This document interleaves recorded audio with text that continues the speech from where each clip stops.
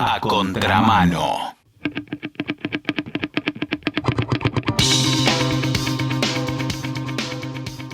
Hubo un atentado muy sangriento de parte de Hamas. Nosotros no somos para nada expertos en el tema. El ataque fue de Hamas a Israel. Toda la zona está caldeadísima. Se manejan no solamente muchas informaciones, sino también mucho contenido ideológico en el enfrentamiento entre Israel y Palestina.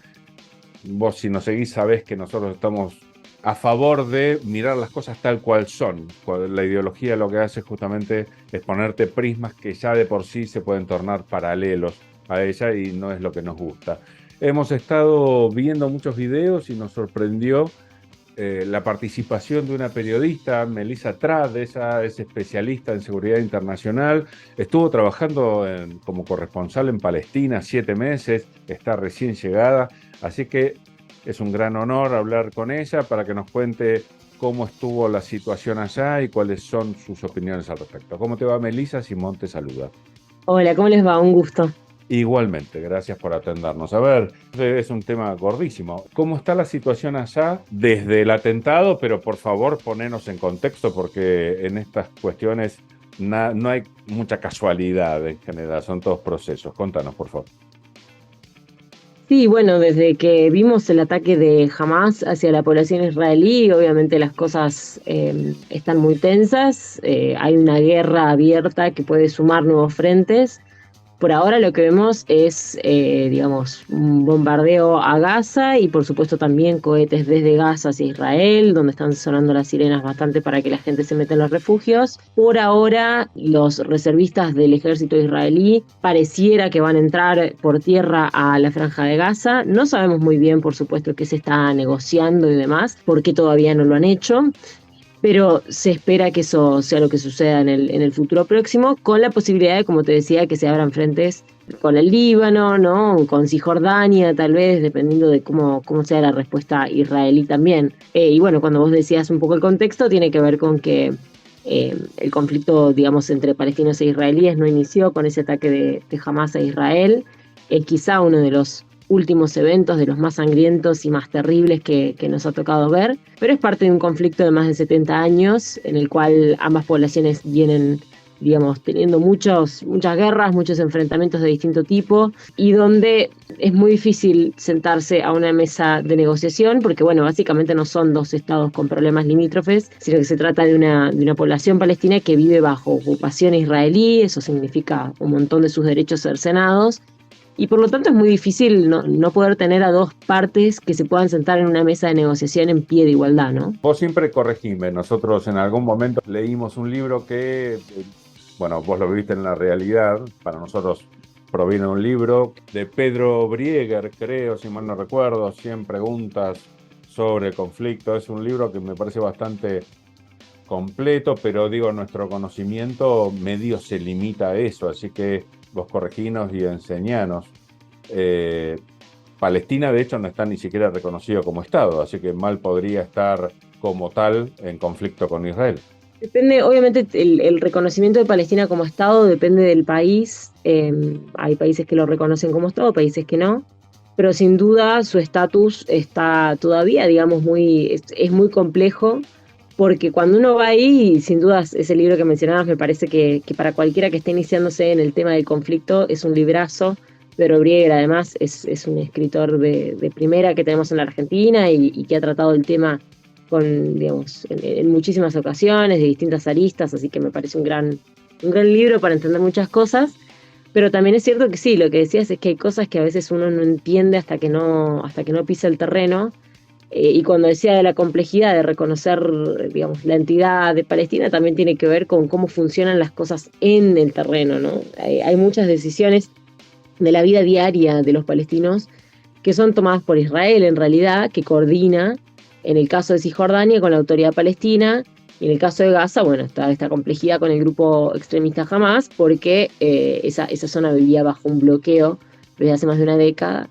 Pero evidentemente, imagínate, no ha habido elecciones en el lado palestino más o menos desde el 2006. Por lo tanto es muy difícil tener un interlocutor legítimo si se quiere, porque bueno, la población palestina no ha podido elegir en mucho tiempo sus propios representantes, y eso sin duda es un obstáculo para ambos pueblos y para un eventual tratado de paz, ¿no? Vos decías que los palestinos están bajo sometimiento del Estado de Israel. ¿Cómo es esto del sometimiento? Porque hay como mucha carga ideológica en el desarrollo de esta guerra, me da la sensación. Sí, digamos, se habla de una ocupación israelí, me parece que nada, esa ocupación no, la palabra ni siquiera tiene que ver con lo ideológico en este caso, en el sentido de que se reconoce a Palestina, se le llama a Palestina como los territorios ocupados palestinos, ya que internacionalmente no todos lo reconocen como un Estado. En vez de nombrarse como Palestina, se los nombra como territorios ocupados palestinos. Internacionalmente hay resoluciones del derecho internacional, de las Naciones Unidas, demás, que plantean que Israel, sobre todo después de la guerra de 1967, la guerra de los 6 días, ocupó territorio que tiene que devolver. Digamos, eso se lo dice el derecho internacional, que obviamente reconoce el Estado de Israel, pero bajo las fronteras previas a esa guerra. No reconoce que todo ese territorio que Israel conquistó después sea en efecto de Israel. Al mismo tiempo, bueno, existen asentamientos israelíes, que eso ya son, digamos, tipo una especie de barrios o ciudades que están en territorio palestino, en el territorio palestino de hoy. El derecho internacional también dice que esos asentamientos son ilegales. Entonces, hablamos de una ocupación, hay una fuerza que ocupa y una fuerza que es ocupada.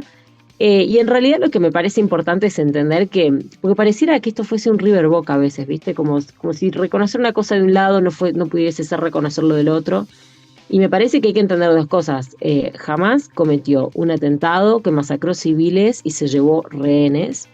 Eso claramente ha sido una tragedia y uno de los eventos más graves en la historia de este conflicto. Al mismo tiempo, la población palestina vive bajo ocupación israelí. Y esas dos cosas son hechos y no debiéramos tener que, digamos, elegir cuál de las dos versiones, ¿no? Sobre cuál de ellas nos sentamos, porque las dos son reales y las dos son importantes para pensar en la paz, ¿no? Porque si no, mientras tanto, lo que hay es simplemente un juego de retórica, a ver quién tiene razón. Y la verdad que hay gente que hace mucho tiempo vive bajo una situación muy compleja. Yo veo muchos periodistas argentinos corresponsales que llegaron hace 2 días al lugar y solamente se cubren la situación desde el lado israelí. Y la verdad es que no arrancó ahora, ¿no? Y en todo caso, si uno llega ahora, porque está bien, estamos lejos, los ojos de los medios de comunicación en Argentina particularmente no van a estar ahí todo el tiempo, pero al menos hay que tener un respeto con respecto a la historia anterior, porque la historia anterior explica, da el contexto de por qué está ocurriendo esto, ¿no? No lo justifica, por supuesto, pero sí lo explica y es una herramienta fundamental para en algún momento tratar de lograr la paz. Sí, totalmente. Cuando los derechos humanos se aplican de acuerdo a en qué bando están esos humanos, ya es como que se desvirtúa la idea general, ¿no? Pero bueno. Y Sí, decime, totalmente. por Es favor. muy grave, me parece, lo que estamos viendo en términos de esta cuestión como de solidarización selectiva, ¿viste? Como yo creo que uno tiene una humanidad y uno empatiza justamente porque somos humanos y nos duele el dolor ajeno, pero no te puede doler el dolor ajeno, ¿viste? De un lado y no del otro. Hay niños muriendo en Israel, hay niños que murieron en Israel, niños que están muriendo en Gaza. Entonces, me parece que no podemos ser selectivos en eso, sobre todo en un momento donde esto está en curso, ¿no? Porque si habláramos de un hecho que ocurrió y terminó, ahí hay una cuestión de, bueno, nuestro rol simplemente tiene que ver con condenar lo que pasó. Pero esto es una cuestión en curso. Israel está a las puertas de Gaza, está bombardeando Gaza, no está bombardeando Hamás, porque yo a veces escucho decir la guerra entre Israel y Hamás. No, o sea, Israel está bombardeando Gaza, donde hay campos de refugiados que ha bombardeado periodistas, ha bombardeado escuelas de la ONU, de la UNRWA. Entonces, digo, hay que ser muy cuidadosos con lo que está pasando y entender que como comunidad internacional hay una responsabilidad, además de condenar los hechos que sucedieron, de en este momento detener las masacres que se están cometiendo y los crímenes de guerra. Todas estas familias que sufrieron los atentados son familias que merecen justicia. Pero no, eso no equivale a decir le damos un cheque en blanco a Benjamin Netanyahu para que cometa crímenes de guerra, ¿no? Debería ser una obviedad esto que estamos diciendo, pero da la sensación clara de que no lo es. Los crímenes de guerra son a priori posibles de los dos bandos, es decir, no es que de un lado está bien, es justificado, y del otro lado es un crimen de guerra el mismo hecho, ¿verdad? No, sin dudas. Yo he escuchado en muchos canales, digamos, que se enfocan en esto de decir, bueno, no es lo mismo una agrupación que comete un atentado terrorista comparado con un Estado democrático. Bueno, Israel no se está comportando como un Estado democrático. Hace rato que Israel no respeta el derecho internacional, viola muchísimas disposiciones de las Naciones Unidas y de otras entidades. Y en este momento, con una guerra en curso, hay que entender algo que es muy cínico, pero es que la guerra también tiene reglas, ¿no? También hay un derecho que regula cómo se debe hacer la guerra. Y obviamente que esas reglas tratan de buscar que los civiles no queden, ¿no? En el fuego cruzado, si se quiere, en el marco de lo posible. Y todo eso no está sucediendo con algunas decisiones deliberadas, por ejemplo, de Israel de cortar el paso de agua, de combustibles, de alimentos, de electricidad a la Franja de Gaza, afectando obviamente a la población que está desesperada en este momento, que está además siendo bombardeada.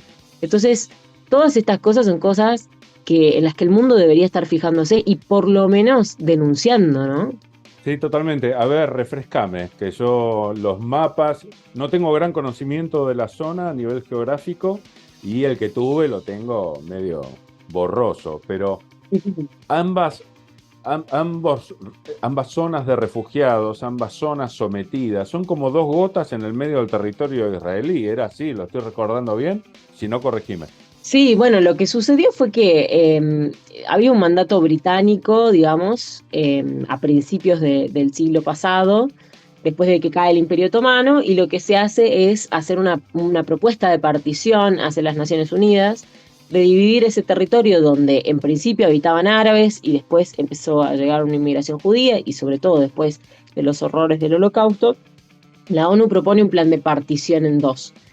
Ese plan no es aceptado por los árabes, los israelíes terminan declarando la creación de su propio Estado, y lo que ocurre después es que hemos visto tantas guerras y enfrentamientos desde ese 1948, cuando Israel crea su propio Estado digamos, y aparece la primera guerra árabe-israelí. Desde ese momento en adelante ha habido otros conflictos bélicos en la zona que han hecho que Israel conquistase más territorio. Y por eso queda un poco esto que vos decís, como dos gotas en territorio israelí. Lo que tenemos es la Franja de Gaza, que es un territorio muy chiquitito de 40 kilómetros por 10. En el medio está, digamos, al lado está Israel, ¿no? No está la Franja de Gaza conectada territorialmente con Cisjordania, que es el segundo territorio, si querés, de los territorios palestinos.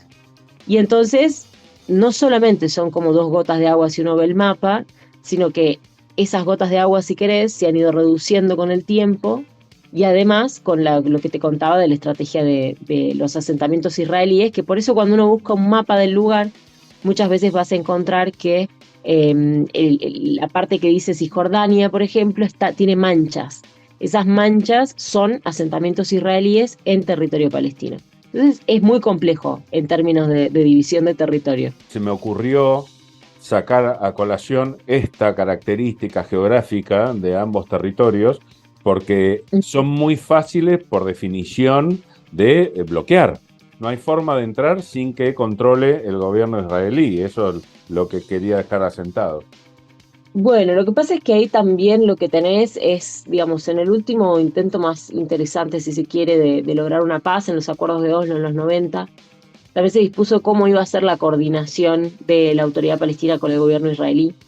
Y todo eso un poco fue dividiendo el territorio en distintas áreas B, A, B y C. Y un poco lo que vemos es que cualquiera de nosotros, incluso para entrar a Palestina, necesita en realidad primero pasar por Israel. O sea, las autoridades israelíes primero te dan el permiso y después uno puede ingresar a Palestina. Y eso explica también mucho de cómo se mueve la región, ¿no?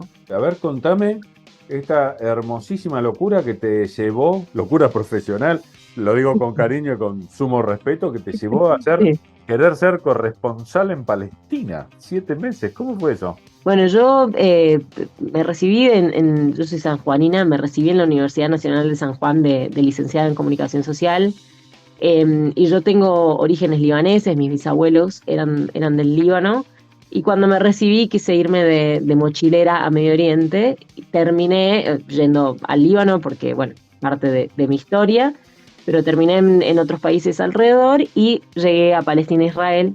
Y lo que me pasó es que, bueno, nada, yo había estudiado el conflicto, me interesaba, pero cuando llegué ahí sentí que me encontré con una realidad muy distinta con respecto a lo que había leído, digamos, como que hay una sensación y una cosa de ver el día a día de cómo se vive bajo ocupación que es muy distinto, que es difícil digamos, de comunicar a través de datos, ¿no? O sea, el cómo vive la gente en el día a día.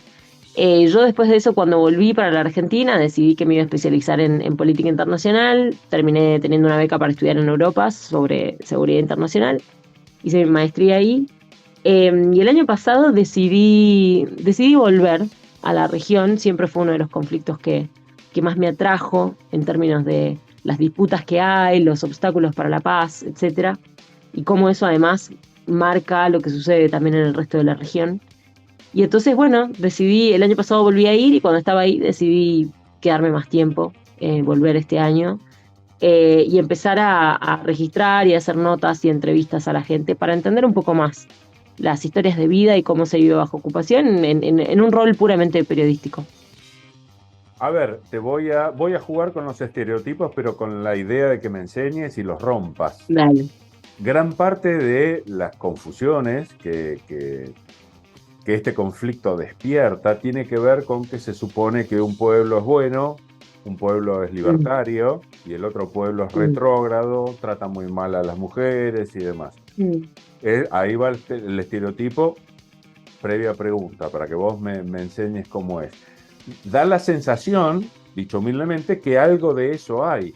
Vos, con tu cabeza de mujer joven argentina, sola, trabajando allá, ¿tuviste algún problema de ese tipo o nada que ver? No, nada que ver. Yo creo que hay mucho estereotipo, viste, sobre el mundo árabe. Okay. Y sobre todo me parece que hay algo grave que pasa, que es que se mete a todos los países árabes en la misma bolsa, ¿no? Sí, sí. Hay mucha islamofobia también, hay que decirlo. Como también, digo, también hemos visto en estos momentos a la comunidad judía preocupada por posibles, la aparición de posibles discursos antisemitas y demás. Entonces, creo que de ambos lados, viste, hay un poco ese miedo, que es legítimo por la historia de de ambos pueblos. Yo creo que el problema de ese tema es que yo creo que es una discusión interesante, pero se usa para ensuciar el debate. O sea, ¿qué quiero decir con esto? Seguramente, pero quería... No, es que no lo digo por vos. Corriendo un poquito del conflicto para que vos me cuentes tu experiencia como corresponsal. Sí, no, es que aparte sé que vos me lo preguntás desde ahí, pero digo porque no todos me lo preguntan desde ahí, por eso digo que el problema de ese tema es que, por supuesto que es un tema a discutir. Particularmente yo te puedo decir, yo estaba en Cisjordania, no en la Franja de Gaza. En Cisjordania la realidad es muy distinta a la realidad de la Franja de Gaza, digamos, Hamás no gobierna Cisjordania. Entonces, en Cisjordania tenés de todo. Yo he visto de todo, gente profesando distintas religiones, mujeres musulmanas que no usan el hijab, que es el velo que se ponen en la cabeza a las mujeres, otras mujeres que se lo usan. Una cosa que también mucho depende, viste, de la familia. Hay, por supuesto, tradiciones que si nos ponemos a discutir, y yo como mujer argentina feminista te voy a decir la verdad que no estoy para nada de acuerdo, pero también entiendo que también hay mujeres feministas en Palestina, ¿entendés? Y son esas mujeres las que tienen que dar las batallas sobre las cosas que ellas consideran que están bien o que están mal en sus sociedades, porque también hay una cosa, viste, medio ese complejo de Salvador Blanco, donde pareciera que las mujeres de otros lados tenemos que ir a decirles a las mujeres de Oriente qué hacer y cómo. Y creo que si algo nos sabemos... cosa medio de película yankee, ¿no? Sí. Llegar y liberar. Claro, es como... Y si algo nos demostró que no era así, fueron las protestas de las mujeres en Irán, ¿no? O sea, claramente ellas no necesitan quien las defienda.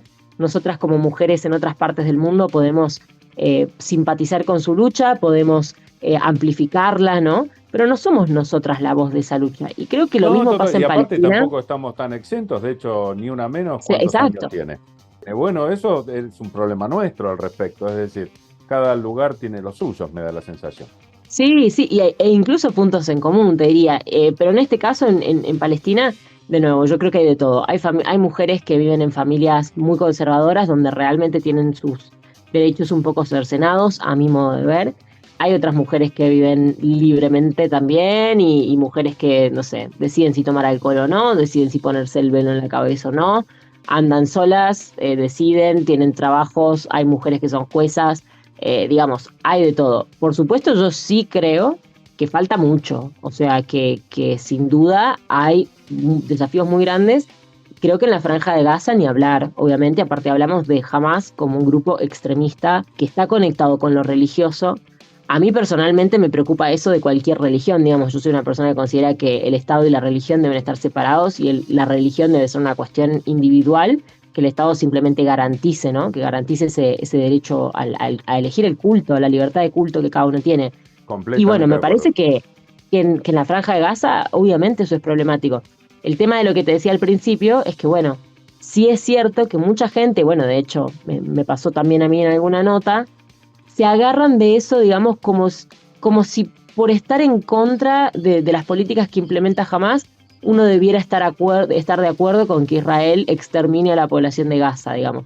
Y son cosas que hay que separar, ¿no? Estamos hablando de un enfrentamiento bélico por un lado, y por otro lado, por supuesto, podríamos debatir la situación de las mujeres en esa región, ¿no?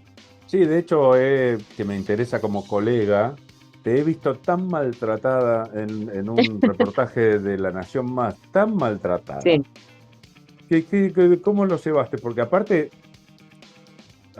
a ver, la verdad, concretamente, vamos a darle el beneficio de la duda, juguemos a que fue el problema con Novarecio, puntualmente con mucha gente, pero con Mm, Novarecio en particular, juguemos a que tuvo buena fe.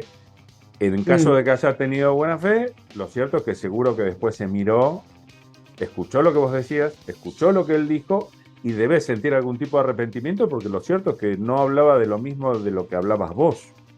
Pero bueno, en su momento para alguien que está escuchando y no te vio, después búsquenlo, se paró, te estaban haciendo un reportaje, se fue ofuscado porque dijo que no hablaba con ningún homofóbico, con ningún antisemita, y vos en realidad estás diciendo estas mismas cosas que estás diciendo acá. ¿Cómo fue para vos? Sí, no, la verdad que a mí me molestó bastante porque siento bueno, que no se me respetó como una colega, y que muchas veces eso sucede también con los periodistas del interior, no te lo voy a negar.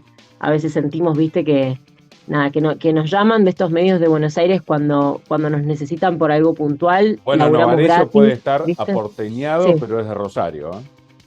claro. Pero bueno, viste, también se meten en ese mundillo y no sé qué pasa ahí, Sí, viste. sí, totalmente. Pero pero la verdad que me sentí, digamos, claramente digo, yo fui a La Nación Más, un medio que tiene una línea editorial muy clara.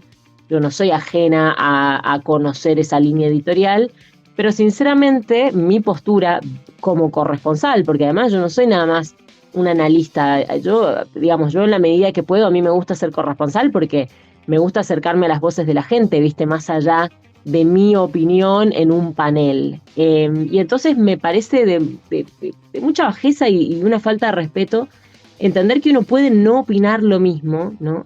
Pero que hay que escuchar las voces de alguien que te está diciendo lo que vio. Y me sentí, digamos, me sentí no respetada, me sentí que no entendí para qué me invitaron, digamos, si no me iban a dejar hablar.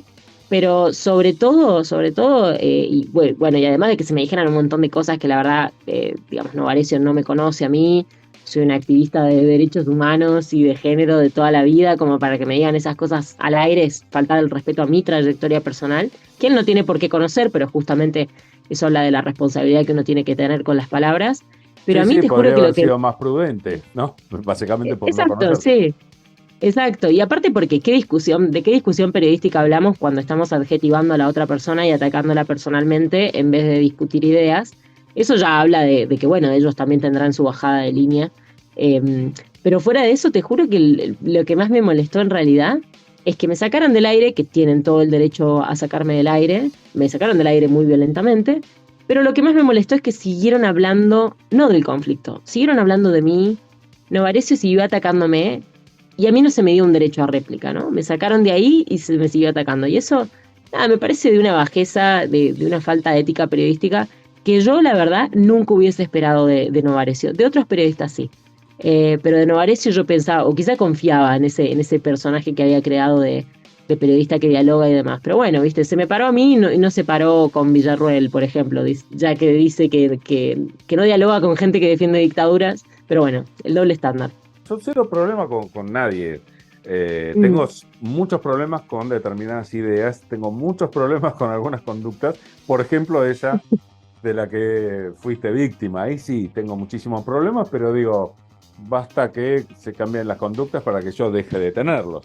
Pero me da la sensación de que tiene una confusión también muy grande sobre el rol del periodista, porque lo cierto es que el periodista, digo, tiene como arma también para exponer un error la pregunta, no la adjetivación. Sí. Total. O sea, si vos hubieras sido bueno, tan nefasta como él dice que fuiste, qué mejor que exponerte y preguntarte y hacerte pisar el palito.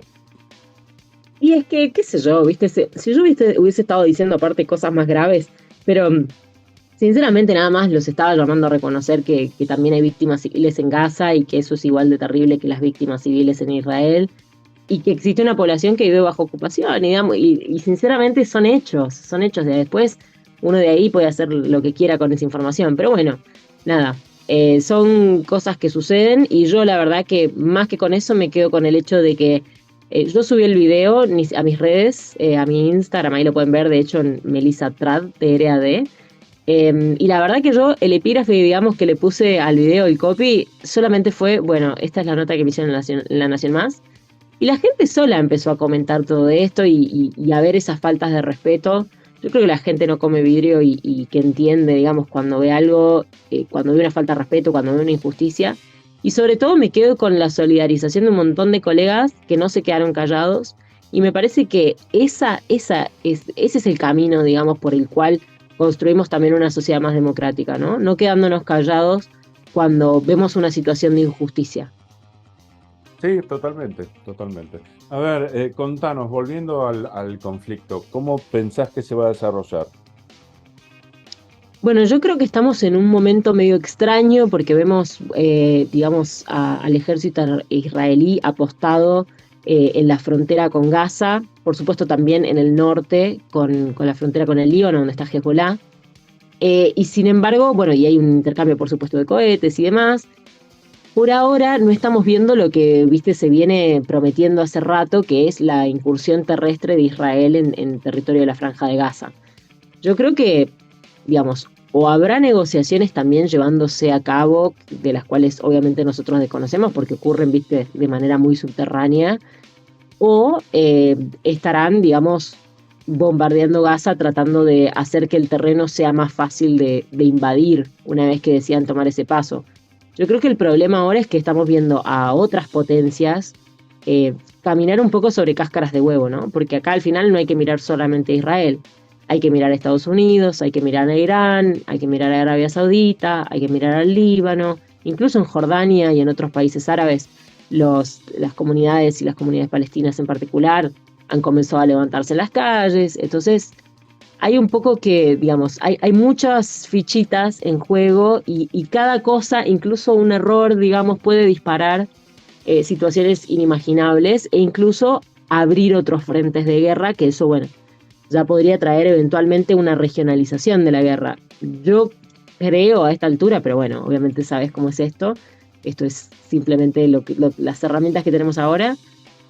Yo creo que van a tratar de que esto no se regionalice, digamos. Pero bueno, no sabemos y también todo va a depender de cuál es la respuesta total de Israel, que hasta ahora solo hemos visto el principio. Sí, totalmente. Bueno, excelente charla, tendremos, si tenés ganas, muchas más en el futuro. ¿Querés cerrarla con algo que quieras enfatizar, que no haya salido? Sí, me parece en realidad que es re importante que hablemos de estos temas. Este conflicto nunca paró, hace más de 70 años que hay cosas sucediendo ahí. Era la razón también por la que yo estaba. Obviamente hace rato que no se veía un ataque de esta magnitud, la cantidad de población israelí, viste, que falleció en un mismo día, o sea, que fue asesinada a manos de Hamás. Ha sido un evento terrible, pero ojalá que estos momentos tan oscuros ayuden, digamos, a que la presión internacional pueda ser lo suficiente para exigir que haya cierta madurez de parte de los líderes que toman decisiones en esos lugares, porque mientras tanto lo que estamos viendo es a civiles siendo masacrados. Entonces me parece que hay que quedarse mucho con eso y no entender que hay una urgencia ahí, no solo en condenar, sino en exigir que haya un cese al fuego pronto. Te repito, ha sido una hermosa charla, te mandamos un abrazo, te lo agradecemos y tendremos otros. No, el gusto ha sido mío, así que bueno, les mando un abrazo y cualquier cosa ya saben, para seguir un poco el conflicto desde todas las aristas y no uno solo, ahí me pueden encontrar en mis redes sociales como Melissa Trad, PRAD, y seguiremos charlando la próxima. Brillante. Muchas gracias. A vos.